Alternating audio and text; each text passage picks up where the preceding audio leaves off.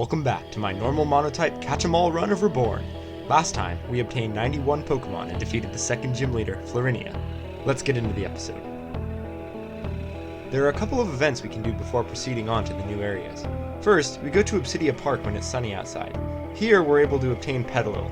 This brings us to 92.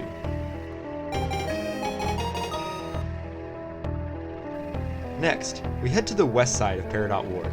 Now that we have 2 gym badges, the trainer with the Stuffle from the beginning of the game, fed up with Reborn's leveling system, lets us have it. This brings us to 93.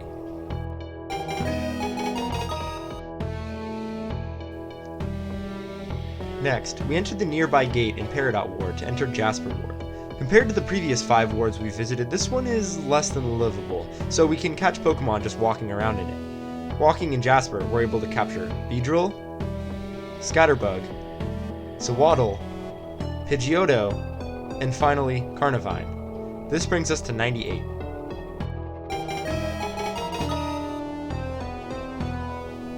On a clear day, we head down from where the Pokemon Center in Jasper is. After rudely waking up in Molga, we're able to capture it, bringing the total to 99.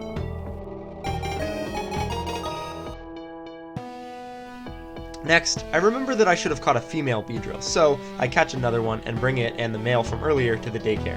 Here, I breed them and I get an egg. Back in the Jasper Ward, I head into the Malchus Forest in the west. Here in the daytime, I'm able to catch Fomantis as well as Pansage, and at night, I can catch Paris. Slowly but surely we're seeing progress, as this brings us to 102. I enter the police station and talk to the chief, and agree to find his 5 missing officers. This is a quest we'll need to do to get the harder gym battle at the end of the episode. By entering the forest and going to the top right, we beat a meteor grunt to rescue officer number 1. At the west end of Malchus Forest, we head down to fight yet another Pulse Tangrowth. We have to fight Taka, a Team Meteor guy, to take it down. He leads first with Execute, who was no trouble for Lopunny with return. Taut similarly posed no threat, going down to a crit return. Thanks to Mega Drain's recovery in a potion though, Lopunny and Herdier both were not able to take out the Tangrowth, but one use of Bite on Stuffle takes it out for good. Stuffle also evolved after this fight. Pulse Tangrowth should have listened when I said, beware of my normal types. With beware, that brings us to 103 Pokemon Con. To the right of the Pulse, we find an egg in the forest, so we add it to the team. Back in Jasper, we enter the house to the right of where we found the officer. After helping an initially out-of-it girl realize she's now free, we follow her to a house in Western Peridot to get a new department store sticker. This one lets us access the 3rd floor where we can get various low-tier held items. Back in Jasper, we're able to rescue the 2nd police officer. While I was making my way to the next quest, one egg hatched into Weedle. I next talked to a guy who was running back and forth in a house, panicking. This activates an event by going all the way to the east side of the ward, where we can obtain Mareep. Outside, I trained the Weedle I just hatched up to level 7 and it evolved into Kakuna. Finally, the 2nd egg in my party hatched into Deerling. All of these Pokemon add up to get us to 107.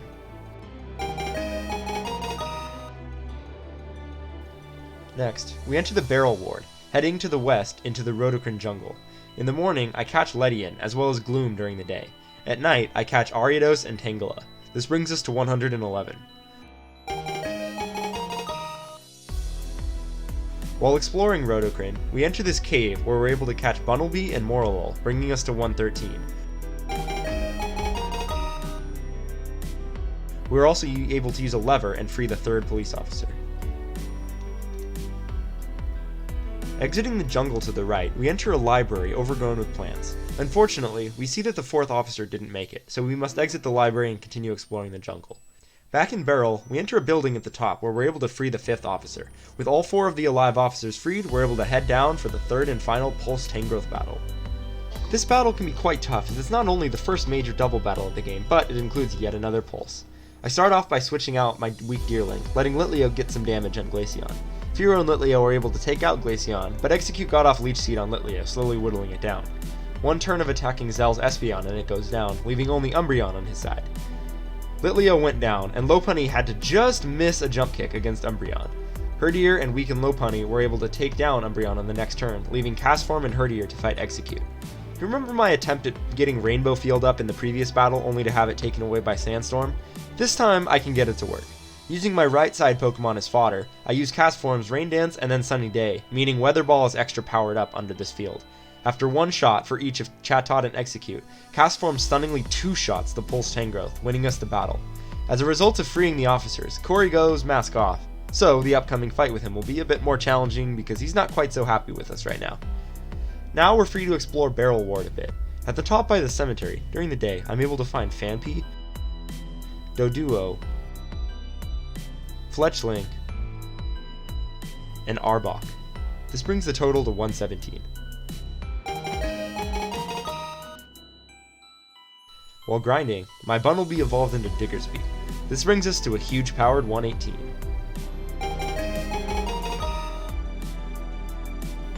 Near the grass, I used Headbutt in a tree and threw like 10 Pokeballs to capture Apom, bringing us to 119.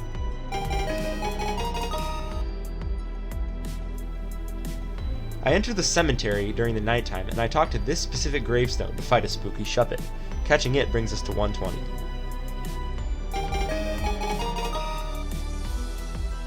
We can get one more spooky boy right now.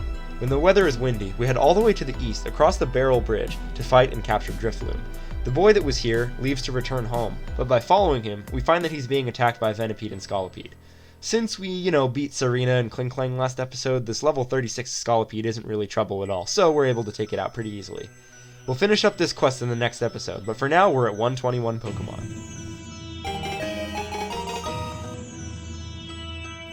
Mullet Sunny, we enter the northern building in Beryl and go to the rooftop. Here we're able to obtain Helioptile. This brings us to 122. Finally, while grinding, Teddiursa hit level 30 and evolved into Ursery.